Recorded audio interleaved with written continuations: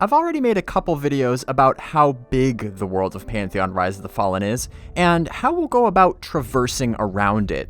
But there's a bigger question here of not just how we'll travel around the world, but why.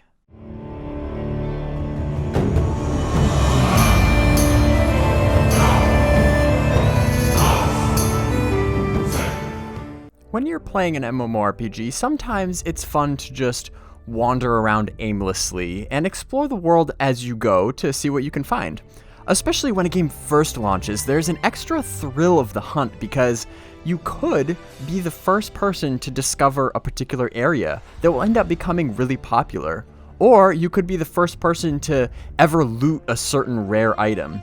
But usually, in most games, I've noticed that that feeling tends to wear off pretty fast.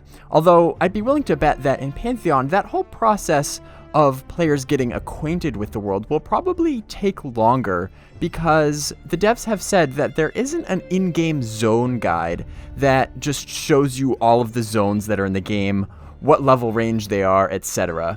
And there's not even going to be any radar-style maps that show you exactly where to go. The world itself is designed from the ground up to encourage more organic exploration. We want Terminus, which is the name of the game world. We want Terminus to be a place that you want to be in, that inspires you to explore, and then rewards you for doing so with meaningful discovery that's fundamentally nonlinear. And another way to phrase that would be, we want you to go where you feel drawn to go because the environment's doing such a good job of drawing you there. Everywhere you look, everything you see, the environments, the objects in the environments, the denizens and creatures of those environments, all working together to draw you to all over the place. And then once it's done that, it actually unfolds its story. It unfolds real discovery. In the current era of gaming that we're in, and Ko, you know this better than most, the beautiful visuals aren't so rare anymore.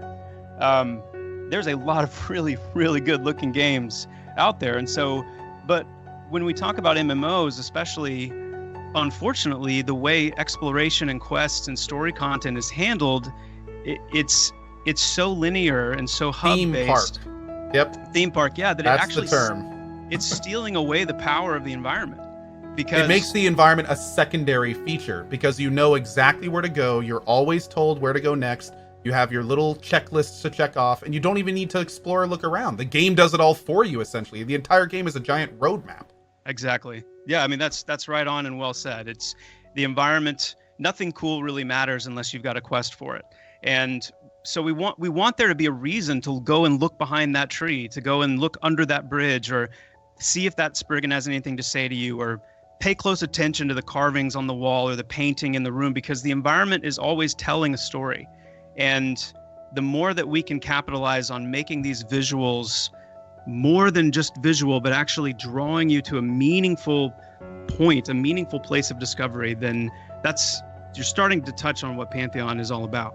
Chances are that eventually, as time goes on, players will start talking amongst themselves and comparing notes about what areas are ideal for leveling and such. At which point, you're probably going to start spending less time wandering around aimlessly and more time traveling with a purpose to a specific region.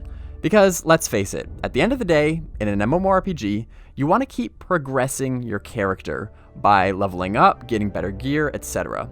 And to do that, you of course need to spend time in areas where you are being challenged and rewarded according to your level. And since Pantheon isn't one of those terrible, terrible games where creatures just artificially scale their difficulty up or down to always be an even match for you, you're eventually going to outgrow the content of one area as you advance, and then you'll need to find a different one, and then another one, etc., etc. But it might not always be immediately obvious which direction is the best way to go. Pantheon's going to have very few like true flow zones, I guess, if you could think of it that way. And a flow zone is a zone that like has a very tight level range and sits really as a literal connector to another zone. So the zone A can take you up to level 10, and then Zone B, this flow zone, goes from 10 to 15 purely only, and then it flows you into Zone C, which is level 15 to 20, which goes into Zone D, which is level 20 to 25. That's a very linear based zone design and progression path. Pantheon is not like that at all. And so often when we think of zones that don't see a lot of use, it's because to some extent players kind of just move through them in a linear fashion. And once you have moved through that content, since it's only level 10 to 15, from level 15 onward, there's very little reason, if any, to ever go back there. And so part of addressing that is in our actual world design fundamentals, which is, we've said probably from day one that, you know, we've got this mixture of level ranges. The level spread in our zones has kind of cores, but then you're going to see, you know, pretty wide swings and deviation from that cores and pockets within zones that are much lower level or much higher level, and with that comes all of the content. And it's a great opportunity to talk about something like the climbing system as well, which, you know, that vertical aspect of the gameplay, I mean, I'm just predicting now it's going to take a long time.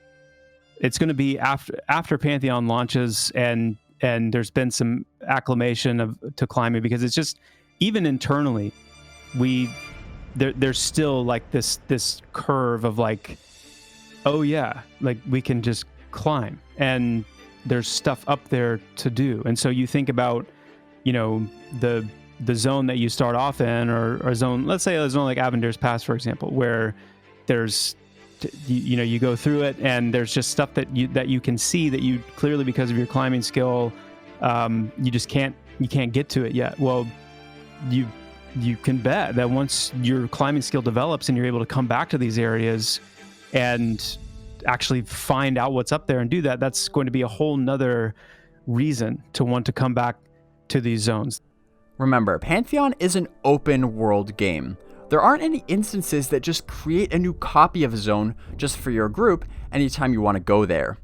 And in most open world games that aren't designed like theme parks, it's pretty common to see groups of players just set up camp at a particular spot near where lots of good NPCs spawn, so they can continuously pull those NPCs back to the group, kill them, hopefully one at a time, and just steadily grind XP, sometimes for hours at a time. Because trust me, it's a great feeling when you can finally get into that rhythm, where you can just kind of kick back with the people in your group and have a good old time. But anyway, normally in games that are like this, when you first show up in a zone, it's common practice to shout out in zone chat and say camp check, at which point the other groups that are in the zone will reply with what area of that zone they're currently occupying. Of course, none of this is official per se. Players will come up with their own nicknames for the various areas where NPCs spawn. And as a side note, because these camps aren't officially sanctioned, you technically don't have to go along with any of this. It's more of an unspoken rule among the communities that have developed over these types of games. So there's really nothing stopping you from rolling up on a group and just taking the mobs right from under them. Except for the fact that it's extremely rude. And because this is an open world game with relatively small server sizes, as well as the fact that it'll probably be very difficult, if not impossible, to change your name or switch servers or anything like that, it's very possible that you'll run into those people again. And the more often you go around stepping on people's toes, the more likely they are to remember you for that. And living with that reputation will probably make things very difficult. So anyway, all that to say, it's possible that sometimes the area that you want to go to might be a little too full of other groups for it to be a viable leveling spot. And if you value your reputation in the community, you'll actually be better off just finding somewhere else to go. But fortunately, the world has a lot more to offer. The best way I know to describe it is just call it player push, where back in those EQ days, there were often times when I would move to different parts of the game that I wasn't I wouldn't have normally gone to if I had just been able to go to the intended camp spot that I had, and there was room to go there and set up a camp. I would never have gone to Mistmoor. I would never have gone, to Kedge or Befallen or these places, because they weren't part of that just kind of like predetermined best path. So often it's this idea of this player push where I just don't have room. I want to go and set up a spot here, but I can't because there's too many players and I have to move along. So that's a big part of the philosophy. Is we want to design EXP areas, if you will, places to go and set up a camp and kill NPCs for experience, for coin, for whatever it is you desire to do there, that are sufficient to support different amounts of groups, which that's part of our encounter design and our zone design process, is deciding how many groups. You'll probably hear Combo talk about that a little bit later with one of the later questions with Black Rose Keep. We think about how many groups do we want to support concurrently in this one area, and part of that is thinking holistically about the whole game world. What's kind of the target population of a server, starting there, and so then what's an equal breakdown of players among continents and then among zones to kind of support that amount, and then how many concurrent groups do you see existing in the individual zones and in the areas within the zones. And so there's that side of it, but then there's also the if everything's always available, if these places are big enough and there's all the room and ability you want anytime you want it to go and do this thing or that thing at these various camps, then you're going to see a lot of empty places. A big part of predicting where players will spend a lot of time is considering where certain types of items can be found. Because players, of course, aren't always just trying to get experience. The other part of that vertical progression is acquiring items that are more powerful or more useful. So naturally, players will sometimes be inclined to travel to a particular area in search of a specific item they need. Now, I already made a 3-part miniseries going into detail about how the items themselves in Pantheon are designed, and if you're interested in that, I'll provide a link to it in the upper right. But as it applies to player push, the developers need to seriously consider not only what stats are on the items, but also where certain items can be acquired by players through random drops, and also how often. Because again, this is an open world game, so if there's a particular item you want, there's a chance that at least someone else on your server is trying to get that item at the same time. And if there are too many different players that are each waiting for one particular mob in a zone that maybe doesn't spawn very often, that can create a bottleneck, which really jams up the traffic, so to speak, of player push. Going back to the green server, one of the things that I had always wanted to do that I never did when I had the chance first time around was get a full set of Rubikit armor or Rubicite armor, however you pronounce it. And so I determined myself to do that this time around, no matter what it took. And partly for research purposes as well, because there's nothing quite like sitting at a Ruby BP camp for 24 plus hours and over a weekend and just about dying because you have to just sit there for that long, stay awake for that long.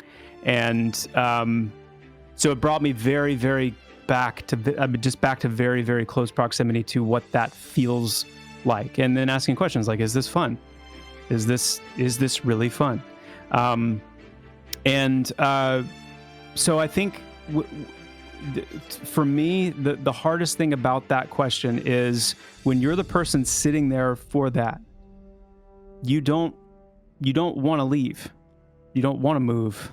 If the person asking that question was the person sitting there at the camp with the spot and you kill the thing and it doesn't drop what you want, do you want to go for someone else to have a turn? And I mean, of course not. You know, most of the time you've waited for a long time to do that, and you want to stay there until it's done.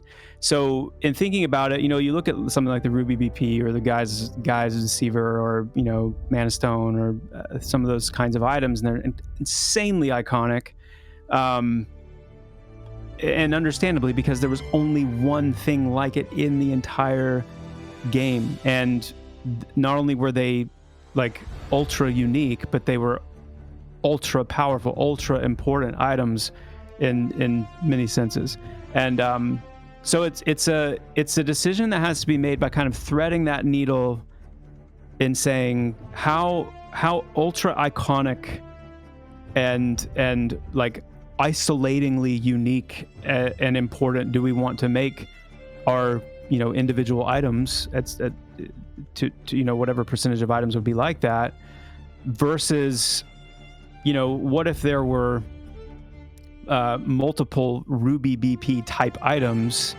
There's a way we can spread that itemization out a little bit, lessen some of that like insane iconic identity of an item, for the sake of lessening that kind of entrenchment that can happen with camps, where you have someone sitting on it for 24, 36, 48 hours, which is crazy. Although it's important to remember that Pantheon isn't only about leveling up and getting more powerful items. There's various forms of horizontal progression as well, each of which could incentivize players to go to certain areas of the world. Examples of this that we know of so far are things like certain class abilities that can only be acquired by killing a particular NPC, or as the reward for a quest. Or maybe you need to go to a certain area to improve your standing with a particular faction so that they aren't aggressive towards you. Or perhaps there's an ingredient in a crafting recipe that's only available in a certain part of the world. That's just scratching the surface of these other systems, so I'll definitely expand on each of them in future videos, because they're all important in their own ways, and they all play a part in encouraging us players to keep moving around Terminus. So that's it for this video. If you enjoyed it, please hit the subscribe button now, because covering Pantheon is what I do here, and like I said, there's always more videos on the way. So until the next one, stay curious and adventure on.